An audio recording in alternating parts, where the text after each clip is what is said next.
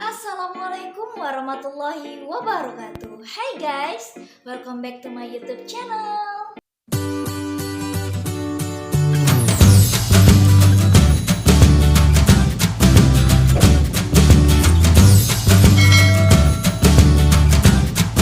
Kembali lagi bersama aku Indah Layungsari. Di video kali ini kita akan membahas bersama-sama mengenai teori strukturalisme genetik. Sebelum kita bahas bersama-sama, teman-teman bantu aku untuk like, komen, share, dan subscribe. Perlu kita ketahui, orang pertama sebagai pencetus dasar mazhab genetik ini ialah Hippolyte. Ia merupakan seorang kritikus dan sejarawan asal Prancis. Kemudian dikembangkan oleh seorang filsuf dan sosiolog asal Rumania, Prancis, yaitu Lucien Goldman, dalam bukunya yang berjudul The Hidden Good: A Study of Tragic Vision, Independence of Pascal and the Tragedies of Racine pada tahun 1956. Munculnya teori strukturalisme genetik ini disebabkan karena adanya ketidakpuasan Goldman atau untuk melengkapi teori strukturalisme murni yang kajiannya hanya menitik beratkan analisis karya sastra pada unsur-unsur intrinsik saja tanpa memperhatikan unsur-unsur ekstrinsik suatu karya sastra. Sehingga karya sastra dianggap lepas dari konteks sosialnya serta kembali memakai peranan bahasa sastra sebagai bahasa yang khas. Strukturalisme genetik mencoba memperbaiki kelemahan pendekatan teori strukturalisme murni dengan memasukkan faktor genetik dalam menganalisis suatu karya sastra. Maksud genetik di sini adalah analisis asal-usul atau historis suatu karya sastra. Teori strukturalisme genetik mempunyai konsep-konsep dasar, yaitu fakta kemanusiaan, subjek kolektif, strukturasi, pandangan dunia pengarang, dan penjelasan serta pemahaman. Selanjutnya, kita akan menganalisis atau membedah suatu karya sastra melalui pendekatan teori strukturalisme genetik ini.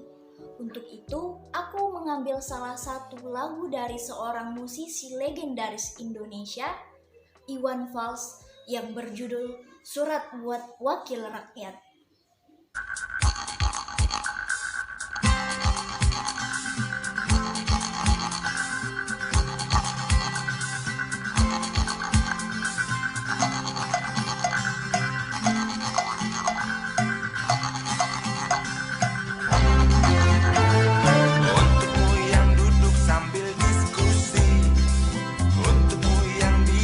Bersafari di sana,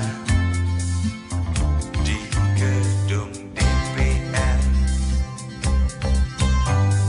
Wakil rakyat kumpulan orang hebat, bukan kumpulan teman-teman dekat. Apalagi sana family.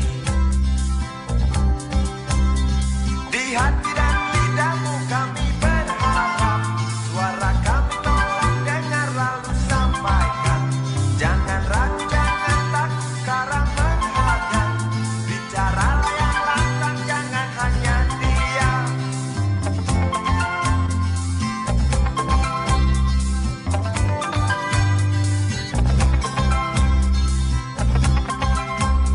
Di kantong safarimu kami buktikan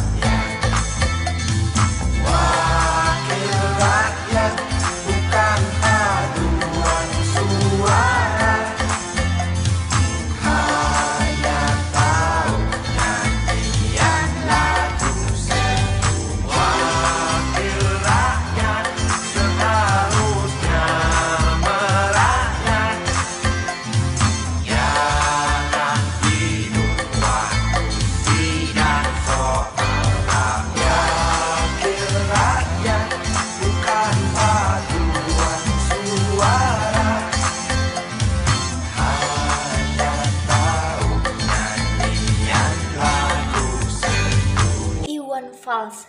Siapa sih yang tidak kenal dengan seorang musisi legenda di Indonesia ini? Iwan Fals yang mempunyai nama lengkap Virgiawan Listanto lahir di Jakarta pada tanggal 3 September 1961. Iwan Fals adalah seorang penyanyi, musisi, pencipta lagu, dan kritikus yang telah menjadi legenda di Indonesia.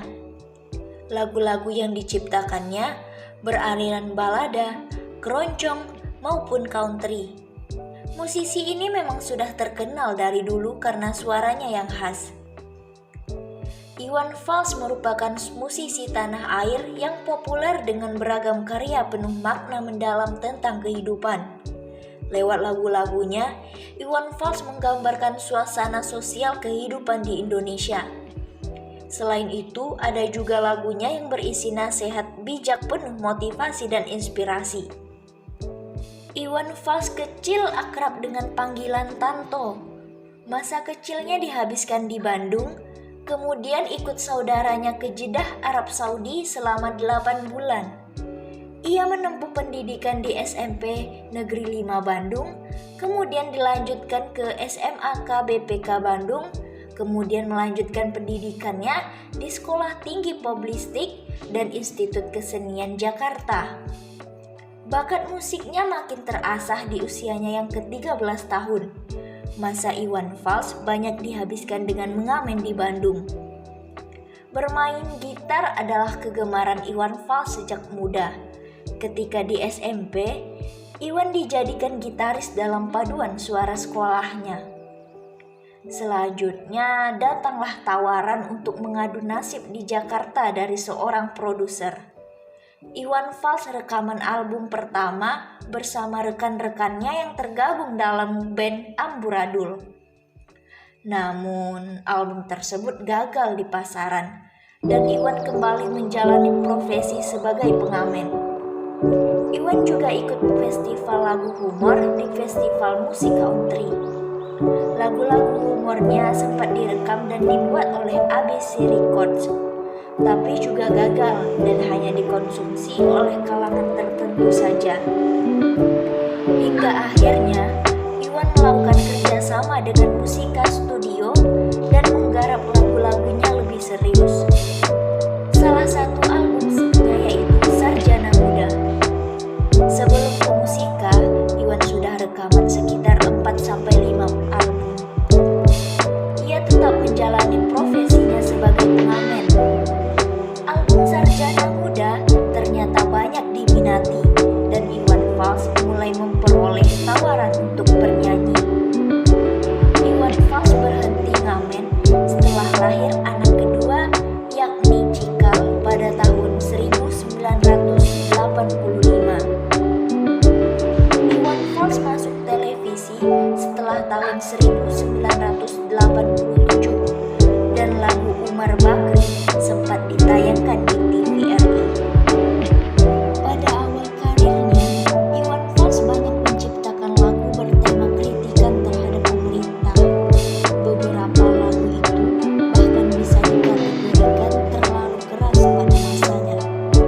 Selama Orde Baru, banyak jadwal konser Iwan dilarang dan dibatalkan oleh aparat pemerintah.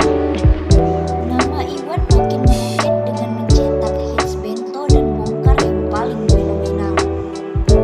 Asal-usul nama Iwan Fals diperoleh dari sahabatnya bernama Engkus, tukang bengkel sepeda motor di kampungnya. Engkus memberi nama Iwan Fals karena ia sering tidak beraturan ketika membawakan lagu saat profesinya sebagai pengamen.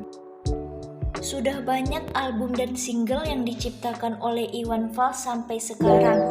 Tak dipungkiri lagi, Iwan Fals juga sudah banyak memperoleh berbagai penghargaan. Salah satunya terdapat dalam majalah Rolling Stones Indonesia. Iwan Fals masuk ke dalam daftar The Immortals 25 artis Indonesia terbesar sepanjang masa. Pada bait pertama lagu Buat Surat Wakil Rakyat ini mengatakan bahwa lagu ini ditujukan untuk wakil rakyat atau yang biasa kita sebut dengan DPR yang kerjanya hanya duduk sambil diskusi dan menikmati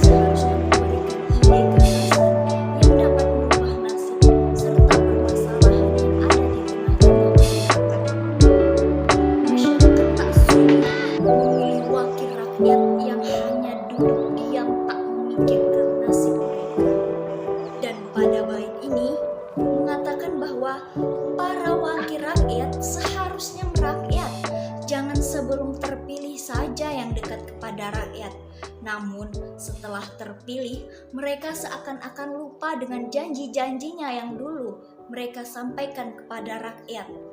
Seluruh rakyat bergantung kepada kebijakan-kebijakan yang dibuat pada saat rapat di gedung DPR. Wakil rakyat jangan mengatakan ya setuju tanpa tahu dampak kebijakan tersebut terhadap kehidupan rakyat dan bangsa saat ini.